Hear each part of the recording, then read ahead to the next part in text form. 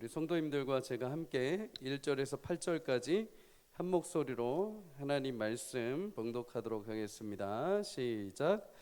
여호와여, 내 기도를 들으시며 내 간구에 귀를 기울이시고 주의 진실과 의로 내게 응답하소서. 주의 종에게 심판을 행하지 마소서. 주의 눈 앞에는 의로운 인생이 하나도 없나이다. 원수가 내 영혼을 핍박하며 내 생명을 땅에 엎어서 나로 죽은 지 오랜 자 같이 나를 암흑 속에 두었나이다. 그러므로 내 심령이 속에서 상하며 내 마음이 내 속에서 참담하나이다. 내가 옛날을 기억하고 주의 모든 행하신 것을 읊조리며 주의 손이 행하신 일을 생각하고 주를 향하여 손을 펴고 내 영혼이 마른 땅같이 주를 사모하나이다. 여호와여, 속히 내게 응답하소서. 내 영이 피곤하니이다. 주의 얼굴을 내게서 숨기지 마소서. 내가 무덤에 내려가는 자 같을까 두려워하나이다. 아침에 나로 하여금 주의 인자한 말씀을 듣게 하소서. 내가 주를 의뢰함이니이다. 내가 다닐 길을 알게 하소서. 내가 내 영혼을 주께 드림이니이다. 아멘. 오늘 본문을 가지고 영혼의 어두운 밤을 지날 때라는 제목으로 말씀을 함께 나누도록 하겠습니다. 목사님 한 분이 모 교회에서 전도사로 사역을 하다가 유학길에 올라 미국으로 가게 되었습니다. 그런데 재정적으로 이제 힘든 시간이 찾아온 거죠. 그래서 모교에 함께 사역했던 전도사에게 연락을 해서 이제 기도 제목을 부탁을 했습니다. 내가 이래서 많이 지금 유학 생활이 힘들다. 그러니 기도해 줘라. 그날부터 친구 전도사가 새벽마다 맨 앞자리에 나와서 기도를 하기 시작을 했습니다. 하나님, 누구 전도사 지금 미국에서 굶어 죽게 생겼습니다. 유학을 보내셨으면 끝까지 책임을 지셔야지. 지금 이렇게 안 채워주시면 죽어 고생하게 생겼습니다. 주님 도와주십시오.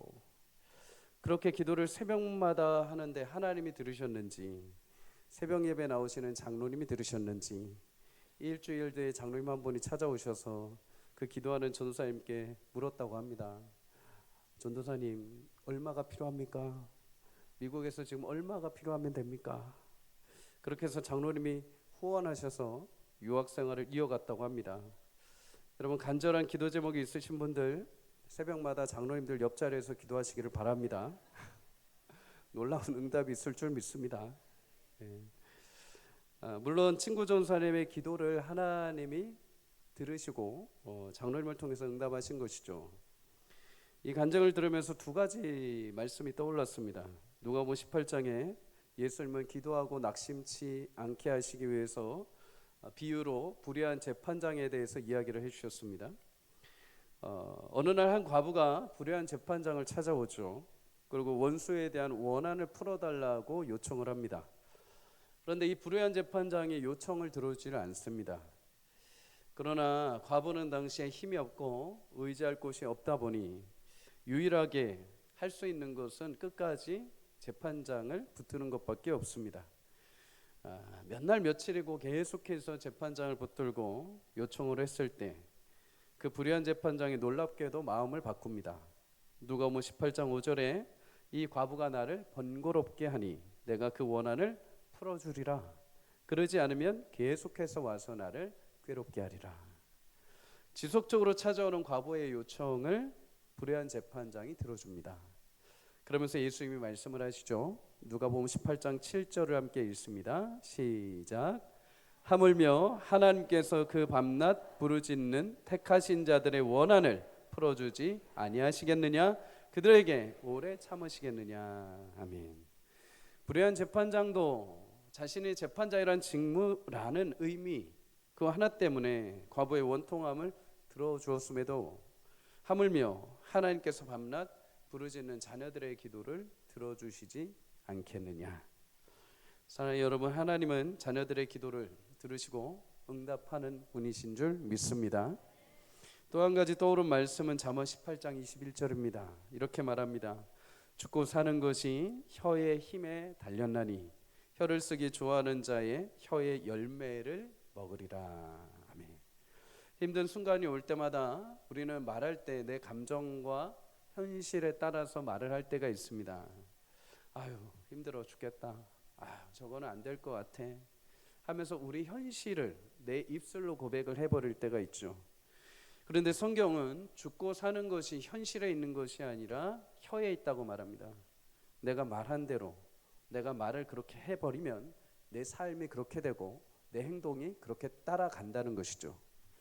하나님은 말씀으로 세상을 창조하셨습니다. 그리고 하나님의 형상과 모양으로 지으신 우리 인간에게 그 말에 능력과 권세를 담아 주셨습니다. 그래서 우리는 우리 입술의 환경과 상황을 대변해서는 안 되고 오히려 하나님 앞에 믿음으로 고백하는 것이 우리 입술에 흘러나오는 기도가 되어야 될 줄 믿습니다. 기도할 때 우리 안에 자리하지 말아야 될 것들이 밀려나게 됩니다. 여러분과 제 안에는 원래 자리가 불안과 두려움과 염려와 근심들이 자리할 자리가 없습니다. 근데 우리가 입술로 고백하며 그것을 자리를 허락해 주는 거죠. 허용해 주는 거죠. 한숨을 쉬면서 한탄이 자리하고 두려움을 고백하면서 두려움이 원래 없는 자리를 차지해 버리는 것입니다. 하나님은 우리 입술의 기도가 내 삶에 하나님의 역사와 평강으로 자리하기를 원하십니다. 기도는 하나님과 함께하는 교제이면서 동시에 하나님의 선하신 뜻이 내 안에 자리 배치하는 새로운 자리를 새롭게 배치하시는 시간이 되는 것입니다. 믿음의 입술을 들어서 여러분 기도하고 간구할 때 우리 마음에 없어야 될 그럼에도 억지로 자리를 차지하고 있는 모든 두려움과 염려가 밀려나고 하나님이 여러분에게 허락하신 평강과 안식으로 채우시고 여러분이 기도하는 대로 응답하시는 귀한 축복이 있기를 주의 이름으로 소망합니다. 오늘 시편은 다윗의 고백입니다. 다윗의 시라 하기에는 그런데 굉장히 의아할 정도로 어둠이 짙게 깔려 있습니다. 다윗이 지금 어떠한 상황에 처해 있는가? 3절에 4절에 보면 원수가 내 영혼을 핍박하며 내 생명을 땅에 엎어서 죽은 지 오랜 자 같이 나를 암흑 속에 두었나이다 라고 고백합니다. 대적으로 인해서 핍박을 당하는 현실이 마치 죽은 자처럼 암울하고 어두운 현실이 되어 있다라는 거죠. 여러분, 살아있는 것은 굉장히 큰 축복입니다. 무엇인가 내가 해볼 수 있고 시도할 수 있고 말할 수 있고 내가 의지한 대로 움직일 수 있다는 거 굉장히 큰 축복인 줄 믿습니다. 전도서 9장 4절에 보면 모든 산자들 중에 누구나 소망이 있음은 산개가 죽은 사자보다 낫기 때문이다 라고 말합니다. 아무리 사자라 한들 사자가 죽으면 그게 무엇이겠습니까? 차라리 살아있는 개가 훨씬 더 낫다라는 것입니다. 많은 것을 가졌다 해도 죽으면 의미가 없습니다. 힘이 없고 부족해도 살아있다면 무엇인가를 시도할 수 있고 아직 희망이 있다는 거죠. 그런데 다윗은 왕이고 살아있기는 하지만 대적들의 핍박이 얼마나 심한지 내가 죽은 자와 같다. 살아는 있지만 살아있는 산 송장과 같다라고 말할 정도입니다. 생매장 당한 것처럼 아무런 힘을 쓸 수가 없고 그저 앞이 보이지 않는 소망이 없는 현실이라는 거죠. 여러분, 외부적인 어려움이 찾아오면 그 뒤에 항상 무엇이 따라오냐면 마음의 쇠약함이 따라옵니다. 4절에 다윗이 그로 인해서 내 심령이 상하고 마음이 참담해졌다라고 말하죠. 영어 성경으로 보면 공포로 마비되어서 소망을 잃었다라는 겁니다. 극심한 어려움에 처하고 그 어려움을 내가 해결할 수 있는 능력과 힘이 없을 때 우리는 영적인 마비 상태에 처하게 됩니다. 아무것도 할 수 없구나 하면서 보이던 시야도 보이지 않습니다. 보이던 지혜와 방법도 더 이상 내가 생각나지가 않습니다. 일명 멘탈이 붕괴된다라고 말하죠. 극심한 고통이 찾아올 때 마음이 확 무너져 버립니다.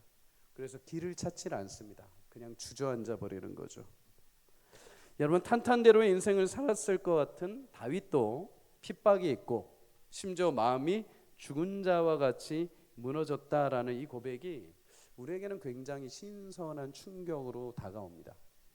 우리는 믿음의 사람들은 항상 탄탄대로를 건너고 신앙도 좋고 뭔가 흔들리지 않고 마음에 우울함도 없고 마음에 근심도 없고 언제나 늘 당연히 탄탄대로를 달리며 굳센 믿음을 가졌을 거라고 생각을 합니다. 그런데 여러분, 믿음의 사람들 가운데 적지 않은 인물들, 아니요, 대부분의 인물들이 영혼의 어두운 시기, 어두운 밤을 지나는 일들이 굉장히 많았습니다. 개인적으로 스펄전 목사님의 전기를 종종 읽는데 읽을 때마다 늘 깜짝 놀라는 부분이 있습니다. 설교의 황태자라 불리는 이 스펄전 목사님 17살 때부터 하나님의 은혜 가운데 설교를 하기 시작을 했습니다. 수많은 사람들이 이 스펄전 목사님의 설교를 듣고 회심하고 놀라운 부흥의 은혜를 경험을 했습니다. 그런데 그런 목사님마저도 자서전에 보면 이렇게 기록을 합니다. 나는 이유 없이 찾아오는 깊은 절망에 빠질 때가 있다. 우울증은 나의 가장 빈번한 적이었다. 내 영혼은 종종 어둠 가운데 눕는 것 같았다. 나는 산처럼 무거운 어둠이 나를 늘 짓눌렀다. 여러분, 스펄전 목사님이 고백하지 않았다라고 들으면 마치 세상 속에 그냥 한 짐을 지고 힘겹게 살아가는 인생의 고백이라 해도 과언이 아닐 정도이죠. 스펄전 목사님이 20대 초반에 많은 설교와 스케줄로 인한 과로와 우울증이 굉장히 심했다고 합니다. 심지어 1856년에 영국 서레이 가든 뮤직홀에서 크게 홀 안에서 부흥회 집회를 하게 됩니다. 1층, 2층, 3층으로 지어진 곳에서 설교를 하는데 많은 사람들이 몰려다 보이니까 밖에서 못 들어온 사람들, 값을 지불하지 못하고 들어오지 못한 사람들이 밖에서 이 장면을 보면서 마음에 좀 불편함이 있었던 것 같습니다. 그래서 누군가가 밖에서 불이야하고 외쳐버린 거죠. 그러면 사람들이 요동치면서 밖으로 뛰쳐나오고 그때 빈자리를 자신들이 차지해야겠다라는 마음에서 어리석은 이야기를 한 것입니다. 근데 이 불이야라고 외쳤을 때 사람들이, 안에 있던 사람들이 요동을 치면서 삽시간에 사람들이 막 몰려나오기 시작을 했습니다. 일로 인해서 그 자리에서 7명이, 수천 명 가운데 그래도 7명이 사망하고 28명이 부상당하는 일이 발생을 합니다. 스펄전 목사님은 그 자리에서도 사람들이 설교해달라는 이야기를 듣고 꿋꿋하게 설교를 하긴 했습니다. 그러나 설교를 마치자마자 그는 이내 몸이 힘을 잃고 마음이 주저앉아 버립니다. 이 모든 일들이 마치 자신의 죄책감으로 찾아오게 된 거죠. 그날의 사건으로 해서 공황장애가 일어나고 우울증에 시달리게 됩니다. 심지어 많은 부흥과 회심의 역사를 이루었음에도 불구하고 몇몇 신문과 기자들은 목사님에 대해서 버터보다 부드러운 입술, 천박하고 과장된 입술이라고 하면서 노골적으로 인신공격까지 하게 됩니다. 35살 되던 해에 온몸이 통풍이 찾아옵니다. 류마티스로 시달리면서 사역을 하는데 온몸이 뻐근하고 고통스러운 시절을 떠안게 됩니다. 여러분, 비단 스펄전 목사님이나 다윗만이 아니죠. 바울도 평생에 그를 반대하는 유대인의 핍박들, 심지어 내적으로는 육체에 해결되지 않은 가시, 질병을 끌어안고 한평생을 주님 앞에 살았던 존재입니다. 우리 인생도 겉으로 보기엔 다 멀쩡해 보이지만 개인적으로 찾아오는 핍박들, 육체의 가시들로 어두운 시간들을 보낼 때가 너무도 많습니다. 그러면 이런 영적인 어둠의 시간을 마주할 때 우리는 어떻게 해야 될까요? 첫째는 영적인 어두움 시간에 자신을 들여다보고 하나님께 간구함으로 나가야 될 줄 믿습니다. 오늘 1절과 2절은 이렇게 고백을 합니다. 함께 읽습니다. 시작. 여호와여, 내 기도를 들으시며 내 간구에 귀를 기울이시고 주의 진실과 의로 내게 응답하소서. 주의 종에게 심판을 행하지 마소서. 주의 눈앞에는 의로운 인생이 하나도 없나이다. 아멘. 다윗은 어둠의 시간에 먼저 자신을 철저하게 바라봅니다. 2절에 주의 종에게 심판을 행하지 마소서. 주의 눈앞에 의로운 인생이 하나도 없습니다. 이 고백은 로마서 3장 10절의 말씀을 떠올리게 하죠. 의인은 없나니 하나도 없도다. 하나님 앞에 죄가 없고 의롭다 하여 심판을 면할 수 있는 사람은 아무도 없습니다. 그런데 다윗은 지금 자신에게 찾아온 고난과 핍박, 이 어둠의 현실이 마치 하나님이 심판을 하시는 것처럼, 하나님이 내 죄에 대해서 심판을 하실 것처럼 굉장히 극심한 고통에 처한 것입니다. 그래서 하나님께 간구를 하죠. 하나님, 만약 저의 죄로 인한 심판이라고 한다면 하나님 이거를 멈춰 주십시오. 왜요? 하나님 앞에 누가 의로울 수 있겠습니까? 하나님 앞에 저 다윗 말고 다른 누구라도 하나님이 그 죄를 물어서 심판하신다면 누가 그 앞에 설 수 있겠습니까? 그러나 하나님, 어느 누구도 하나님 앞에 죄가 없다라고 말할 수 있는 자 없습니다. 저도 마찬가지입니다. 주님, 그러니 이게 혹시 내 죄로 인한 심판이라 하더라도 하나님 저에게 긍휼을 베풀어 주십시오. 영혼의 어두운 순간을 지날 때 여러분, 우리는 고독과 고립에 휩싸이게 됩니다. 누구도 해결해 줄 수 없고 자신 스스로가 그것을 감당해야 되죠. 그런데 그 처절한 시간 속에서 우리는 나 자신이 살아온 익숙한 환경, 나 자신이 살아온 나에 대한 생각들이 깨지기 시작을 합니다. 내가 무엇을 잘못했는가? 내가 지금까지 믿었던 하나님은 어떤 분인가? 지금 일어난 일들은 나에게 무슨 의미인가? 하나님이 계시지 않는 것 같은데 왜 이런 일들이 나에게 발생하는가? 자신을 깊이 직시하면서 한계와 무능을 발견합니다. 동시에 자신에 대한 인식의 확장과 더불어 하나님에 대한 인식이 새롭게 확장되는 시간을 경험하게 되죠. 이전까지는 그냥 대충 오감적으로, 환경적으로 들었던 말로 협소하게 하나님을 알았다면 이제 영혼의 밤을 지나면서 실체적으로, 전인격적으로 하나님을 대면하기 시작을 합니다. 하나님 어떤 분이십니까? 하나님 살아계십니까? 정말 나를 사랑하신다면 이럴 수 있습니까? 하나님 저를 만나 주십시오. 나를 도와주십시오. 그러면서 하나님의 광대하심 앞에 경외함으로 나가며 하나님의 사랑을 보다 본질적으로 깊게 하나님을 체험하기 시작을 합니다. 욥이 그런 사람 중에 하나죠. 욥은 여러분 그 전까지 환경적으로 하나님 앞에 굉장히 선한 의인으로 살았던 사람입니다. 동방에 그만큼 의인이 없다라고 할 정도로 소문난 의인 중에 의인. 그의 인생만 보면 해피엔딩 동화와 같이 시작하고 동화와 같이 끝이 나야 됩니다.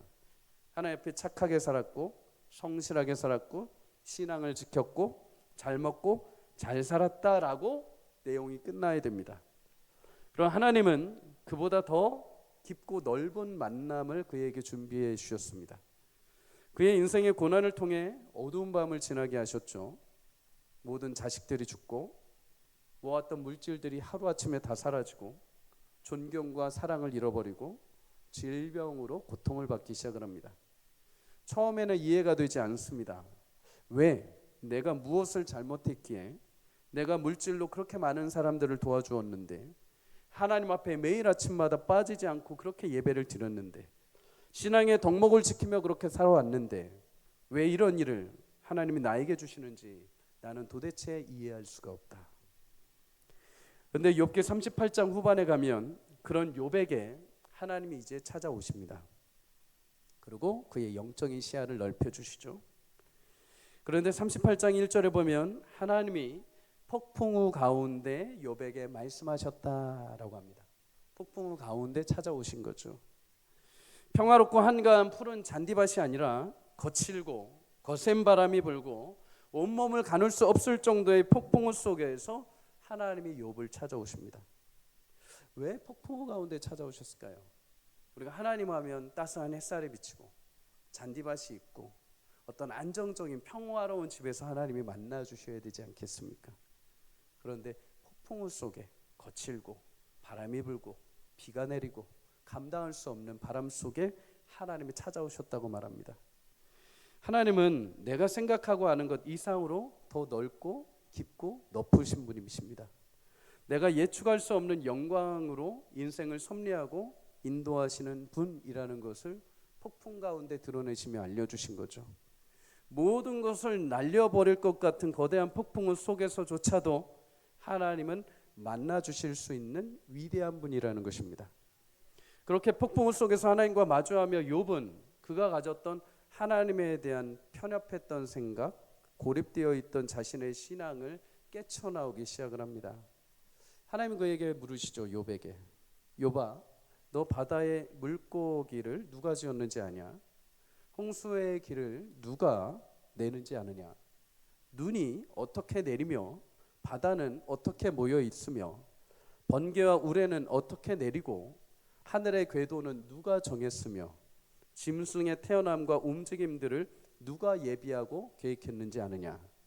그 모든 것을 내가 지었고 다 내 것이며 나는 모든 것을 창조하고 다스리는 여호와라.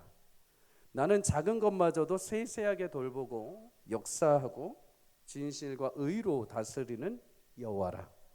그런 나 여호와를 향해서 작은 너의 의로움과 작은 기준으로 내 앞에서 나를 악하다 하고 마땅히 고난이 없어야 한다라고 말할 수 있겠느냐? 하나님 이렇게 물어보십니다. 욥은 자신의 의로움이 100이라고 생각을 했는데 하나님 앞에 서보니까 하나님의 의로우심은 100이 아니라 영원하심이었던 거죠. 그 앞에 자신을 세워보니까 하나님을 안다고 했던 것이 너무나 초라해져 버린 겁니다. 그는 영혼의 밤을 지나면서 이제 감각이나 지식이 아닌 전인격적으로 하나님을 알고 하나님의 사랑을 이해하기 시작을 합니다. 하나님의 어두운 밤의 소용돌이를 지나며 그의 영혼을 새롭게 정화시켜 주신 거죠. 오늘 다윗도 그렇습니다. 단순히 어두운 밤을 지나가는 것이 아니라 그 시간을 통해 자신의 내면을 발견하고 하나님의 위대하심을 고백합니다. 그래서 기도할 때 뭐라고 기도를 합니까? 나의 정직함을 보시고 응답해 달라고 하지 않습니다. 하나님, 내가 그렇게 많이 애썼는데요, 내가 하나님, 다른 모든 사람들은 하나님 외면했을 때 광야에서조차 제가 주님을 바라보았는데요, 사울이 그렇게 나를 죽이려 할 때도 나는 사울 죽이지 않고 신실하게 믿음을 지켰는데요, 제가 다윗으로서 왕으로 세워졌을 때 밧세바 외에는 하나님 앞에 제가 허투루 죄 범한 일이 없는데요, 그거 보셔서라도 응답하셔야 되지 않습니까? 라고 하지 않습니다. 그 아주 작은 일부분, 그 하나님 앞에 자랑할 수 없는 일부분은 뒤로 넘기고 하나님은 무지간에도 늘 진실하시고 늘 의로우시고, 나는 불의할지 모르지만, 나는 넘어질지 모르지만 그 신실하심으로 나를 이끄시는 하나님, 그 하나님의 의와 진리로 나를 대해 주십시오. 언제라도 그 약속을 지키시는 하나님의 신실하심으로 내게 응답을 해 주십시오. 하나님은 충분히 그 은혜로 나를 살리실 수 있는 분인 줄 믿습니다. 하나님의 그 의로우심과 진실하심에 기대어 기도를 하기 시작을 한 거죠. 사랑하는 여러분, 성경은 인생의 어두운 밤이, 우리의 인생의 어두운 밤이 불가피하다라고 말합니다. 욥기 14장 1절에 보면 여인에게서 난 사람은 사는 날이 좁고 괴로움이 가득하다라고 말합니다. 인생의 사는 날이 짧은데 그 짧은 날이 좋은 일들만 가득하면 좋겠지만 괴로움이 가득하다라고 말하죠. 이 괴로움은 시대와 장소를 가리지 않습니다. 그런데 그런 어려움 속에서도 고린도전서 10장 13절의 말씀처럼 하나님은 사람이 감당할 시험 밖에는 주시지 않는다는 것을 발견하게 됩니다. 어두운 밤을 지날 때 누구는 애굽의 바로왕처럼 하나님에게서 멀어집니다. 그 고난의 유익을 받지 않습니다. 그러나 어두운 밤을 지나면서 누구는 다윗처럼, 누구는 욥처럼 하나님을 배우고 하나님의 율례를 알고 하나님의 높으심과 그 위대하신 사랑을 다시 체험하는 과정을 겪게 됩니다. 시편 50편 15절은 말합니다. 환난 날에 나를 부르라, 내가 너를 건지리니 네가 나를 영화롭게 하리로다. 아멘. 건지시는 것을 넘어서 하나님은 우리를 온전케 하셔서 그 위대하심을 찬양하고 하나님을 영화롭게 하는 자리까지 이끌어 가십니다. 여러분, 인생의 어두운 밤이 찾아왔을 때 빛이신 하나님께 간구의 자리에 나아가 하나님의 의와 진실하심으로 응답받는 귀한 축복이 있기를 주의 이름으로 소망합니다. 의와 진실하심으로 응답하시는 하나님, 그 고난의 어둠의 시간을 통해서 우리 하나님을 더 깊이 만나게 하시고 하나님을 알게 하시는 놀라운 축복을 주시는 줄 믿습니다. 그 시간들을 통해 여러분 하나님의 사랑과 마주하고 하나님의 크심을 알고 하나님의 넓으신 그 은혜와 사랑을 함께 체험할 수 있는 귀한 축복이 있기를 주의 이름으로 소망합니다. 여러분, 둘째로 영혼의 밤을 지날 때 희망의 기억 회로를 작동시켜야 됩니다. 오늘 5절에서 6절을 우리 함께 읽어보겠습니다. 시작. 내가 옛날을 기억하고 주의 모든 행하신 것을 읊조리며 주의 손이 행하신 일을 생각하고 주를 향하여 손을 펴고 내 영혼이 마른 땅같이 주를 사모하나이다. 아멘. 다윗은 옛날을 기억하고 주의 행하신 것을 읊조리고 내가 생각합니다. 세 가지 행동을 하죠. 기억하다, 자카르라는 이 단어는 하나님이 베푸신 은혜를 다시 내가 기억하는 것입니다. 사진첩을 보면서 종종 여러분들 그때를 떠올리시죠. 이때는 참 이뻤는데, 이때는 참 멋있었는데, 이때는 배도 안 나오고 무슨 옷을 입어도 나를 위한 옷이었는데, 그렇게 회상하는 것이죠. 하나님을 기억한다는 것, 하나님의 은혜를 기억한다는 것은 그런 것입니다. 그런데 여러분, 여기서 한 가지 기억해야 하는 것이 있습니다. 우리에게 지나간 과거일지 모릅니다. 빛바랜 사진첩을 넘기는 것처럼 느껴질지 모릅니다. 그러나 하나님에게는 천년을 하루같이, 하루를 천년같이 여기시는 분이십니다. 지나간 일이 아니라 오늘에 대한 새로운 시작으로 바꿔주십니다. 그래서 하나님 행하심을 기억하는 것은 과거 나에게 베푸셨던 것을 그냥 지나간 일로 끝내는 것이 아니라 오늘의 사건으로 다시 가져오는 행위입니다. 2차 세계대전 때 아우슈비츠 수용소에서 살아남은 사람들을 조사한 연구 결과가 있습니다. 보통 우리가 생각했을 때 그 힘든 과정 속에서 젊은 사람들이 많이 살아남았을 거라고 생각할 수 있습니다. 그런데 비율을 보면 젊고 건강한 사람보다 고령층이 많이 생존했다라는 연구 결과가 있습니다. 학자들이 그 이유가 무엇인지를 찾아서 연구를 했습니다. 그 이유 중에 하나가 무엇인가? 나치가 박해하기 전, 그러니까 이 고령층의 사람들이 이 어려움의 일을 경험하기 이전에 삶을 살았을 때에 행복의 빈도가 높았던 사람들이라는 것입니다. 매일 소소한 행복거리가 있던 사람들, 가족 안에 또한 친구들 안에 아주 작은 일로 소소한 행복을 경험했던 사람들, 그들이 이제 고난의 수용소에 들어왔는데 그 행복했던 순간들이 기억이 되고 그 순간의 행복이 버틸 수 있는 힘이 되어 주었다는 것입니다. 여러분, 다윗은 이런 소소한 하나님과의 행복을 순간순간 경험했던 사람입니다.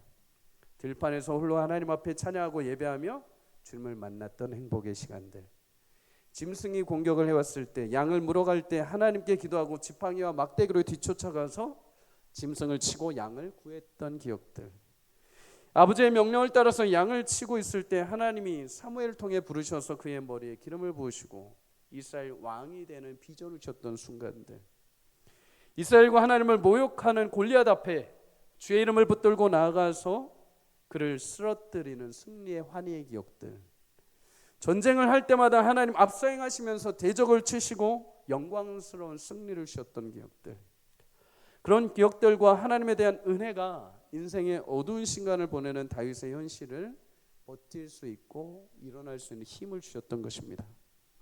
사랑하는 여러분, 하나님과 귀한 추억의 시간들이 많기를 주의 이름으로 소망합니다. 하나님 만나주시고 하나님 그 작은 순간순간마다 나를 일깨워 주시고 나와 함께 동행하셨던 그 추억의 시간들이 그냥 과거로 끝나는 것이 아니라 오늘 다시 나와 함께 하시고 오늘 다시 나를 일으켜 세우시는 놀라운 하나님의 역사가 되는 줄 믿습니다. 두 번째는 읊조렸다라고 하죠. 하가라는 이 단어는 쉬운 말로 묵상하는 것입니다. 묵상은 되새김질이죠. 곱씹는 것입니다. 되새김질하는 반추동물들의 특징은 미처 소화되지 않은 영양분을 끝까지 최대한 흡수하는 것입니다. 여러분, 성경에서 하나님의 말씀을 묵상하고 계속해서 먹으라는 이유도 이와 마찬가지입니다. 한번 하나님을 알고 하나님을 말씀을 읽는다고 해서 그것이 우리 영혼에 깊이 소화되지 않습니다. 한번 내가 주의 말씀을 읽었다고 해서, 한번 통독했다고 해서 하나님을 다 알지 않습니다. 하나님은 우리 가운데 그거를 소화할 수 있는 시간을 주십니다. 때로는 깊은 일로, 기도 응답하셔서 성공하시는 일로 하나님 살아계시는구나 라는 것을 알기도 하지만, 하나님은 지나간 우리의 비명의 자리에서, 어둠의 자리에서 하나님이 보내셨던 그 모든 것들이 은혜였음을 알게 하시고, 하나님 그 말씀이 이렇게 이루어지게 하셨다는 것을 그 어둠의 자리에서 깊게 소화하고 체험하게 하십니다. 그냥 넘겼던 말씀들이 오늘 내가 어둠의 현실에 있을 때 이 말씀이 이래서 내게 힘을 주시는구나. 그날 내가 잘해서 된 줄 알았었는데 어둠의 현실에 처해 보니 내가 잘한 것이 아니라 하나님이 빠짐없이 계획하셨고 만나게 하셨고 섭리하게 하셨던 것이구나. 날 하나님께서 지금까지 도와주셔서 내가 이렇게 평탄대로를 살아왔구나. 어둠의 현실에 처했을 때야 우리는 그거를 알게 됩니다. 사라져 본 후에, 그걸 잃어본 후에 하나님 나를 지키셨구나라는 것을 소화하기 시작을 하는 것이죠. 그렇게 주의 행하심을 기억하고 주의 은혜를 소화하게 될 때 이제 우리는 어떻게 할 수 있는가? 현실을 살아낼 수 있는 지혜와 적용할 수 있는 것을 이제 생각해내기 시작합니다. 그래서 세 번째로 다윗이 한 것, 주의 손이 행한 일을 생각하였다라고 말합니다. 생각하였다라는 단어, 시야흐라는 단어는 깊이 탐구하고 적용하는 것을 말합니다. 하나님이 그렇게 나에게 은혜 주셨으니 또 앞으로 하나님이 그렇게 이끌어 가실 것을 믿고 그럼 나는 이제 어떻게 하겠다. 미래에 대한 소망과 적용을 시작하는 거죠. 여러분 모든 생각이 다 좋은 것은 아닙니다. 안 좋은 생각, 부정적인 생각에 휩싸이게 되면 그것에서 헤어나오기가 쉽지 않습니다. 그러나 하나님에 대한 성령 안에서의 생각은 우리의 마음을 지키시고 어둠의 현실 가운데 흔들리지 않고 바른 길로 가도록 인도해 주십니다. 모세는 이스라엘 백성들에게 가나안 땅에 들어가기 전에 마지막으로 강조했던 것이 있습니다. 신명기 8장 18절에 내 하나님 여호와를 기억해라입니다. 여호와께서 너희를 이끄시고 재물 얻을 능력을 주셨고 불뱀과 전갈이 가득한 광야에서 지키신 것을 기억해라입니다. 그런데 여러분 이것은 단순히 그냥 메모리가 아닙니다. 기억으로 그치지 않습니다. 너희가 약속의 땅에 들어갔을 때 이런저런 일로 낙심할 때 이런저런 일로 하나님 앞에 돌이키지 않고 배반하여서 하나님의 대적들의 손에 이끌려 너희를 팔려가게 하시는 현실이 찾아왔을 때라도 그 어둠의 현장 가운데 있을지라도 그때에도 하나님은 광야에서 너희를 도우셨던 것처럼 너희 가운데 함께 하시고 약속을 지키실 것이니 그러니 너희는 어둠의 현실에 있을 때 용기를 내고 믿음의 소망을 품고 하루하루를 하나님 앞에 믿음으로 인내하며 살아내어라. 이것이 여러분 기억의 회로를 작동시키는 것입니다. 사랑하는 여러분, 어둠의 현실이 찾아왔을 때 우리의 생각은 잠시 주춤하게 됩니다. 당황하게 됩니다. 어떤 회로의 지식적인 부분들이 다 꺼져버리게 되죠. 희망의 회로가 멈춰버립니다. 왜 그럴까요? 내가 감당할 수가 없기 때문입니다. 극심한 고통이 딱 찾아오면 어떤 극심한 소식을 듣게 되면 그 자리에 아무런 반응이 없습니다. 멈춰버립니다. 우리 한계를 넘어섰기 때문이죠. 그래서 생각하지 못한 어려움이 찾아오면 길이 보이지 않습니다. 우리가 할 수 있는 것은 그래서 한숨이고 눈물밖에 없는 거죠. 그런데 여러분 그때 다시 하나님의 희망의 기억의 회로를 켤 수 있기를 주의 이름으로 축복합니다. 그 기억의 회로를 켜는 가장 좋은 시간이 언제일까요? 매일의 시작의 문을 여는 아침과도 같습니다. 오늘 8절에 이렇게 말합니다. 아침에 나로 하여금 주의 인자한 말씀을 듣게 하소서. 내가 주를 의뢰함이니이다. 내가 다닐 길을 알게 하소서.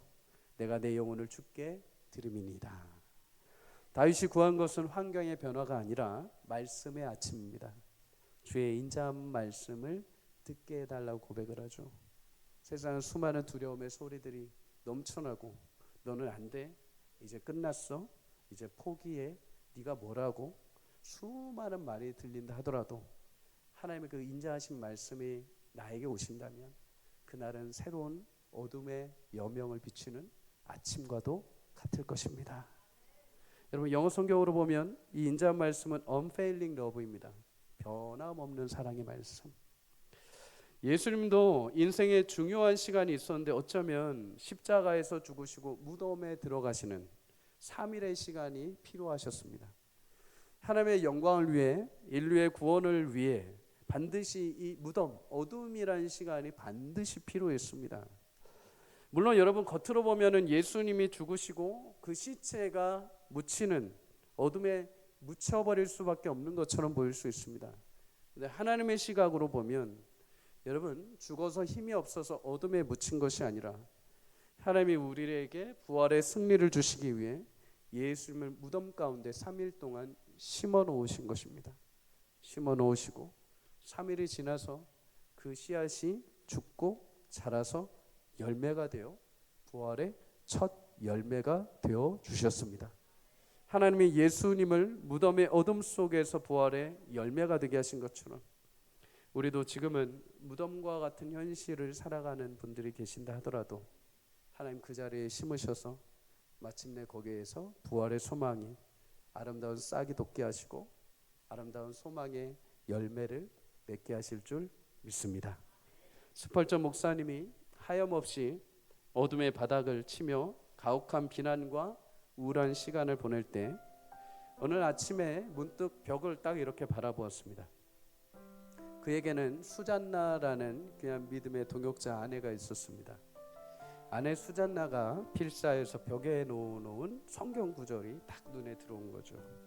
이사야 48장 10절에 이렇게 고백되어 있습니다. 함께 읽습니다. 시작. 보라, 내가 너를 연단하였으나 은처럼 하지 아니하고 너를 고난의 풀무불에서 택하였노라. 아멘. 고대 사회에서 은은 아주 높은 온도에서 아주 오랜 시간 연단을 합니다. 불순물이 사라질 때까지 태웁니다. 계속해서 불 속에 넣어줍니다. 그 이유는 은을 목적으로 하는 것이 아니라 은을 사용해서 다른 데 사용하기 위해서 은을 계속 태우는 겁니다. 은의 상태, 은의 상황은 별로 중요치 않습니다. 그냥 은을 무조건 태워버리는 겁니다. 근데 하나님이 우리를 은처럼 녹이지 않으셨다고 합니다. 무슨 말입니까? 하나님 우리 감당하지 못할 정도로 무작정 파괴하는 징벌로 주시지 않았다는 거죠. 하나님이 우리를 은처럼 계속해서 몰아붙이시지 않는 이유가 있습니다. 그것은 우리가 그 고난을 견딜 수가 없기 때문이죠. 시편 103편 14절의 고백처럼 우리의 체질을 잘 아시기 때문입니다. 우리가 어느 정도 하면 녹아서 완전히 무너질지, 우리가 어느 정도 하면 포기해버릴지 잘 아시는 거죠. 근데 하나님의 입장에서는 우리를 인생의 거룩한 하나님의 자녀로 삼기 위해서는 하나님이 반드시 연단의 과정을 거치셔야 됩니다. 그럼 이제 어떻게 하셔야 되는가? 고난의 불 속에다가 넣어주신다고 합니다. 고난의 불.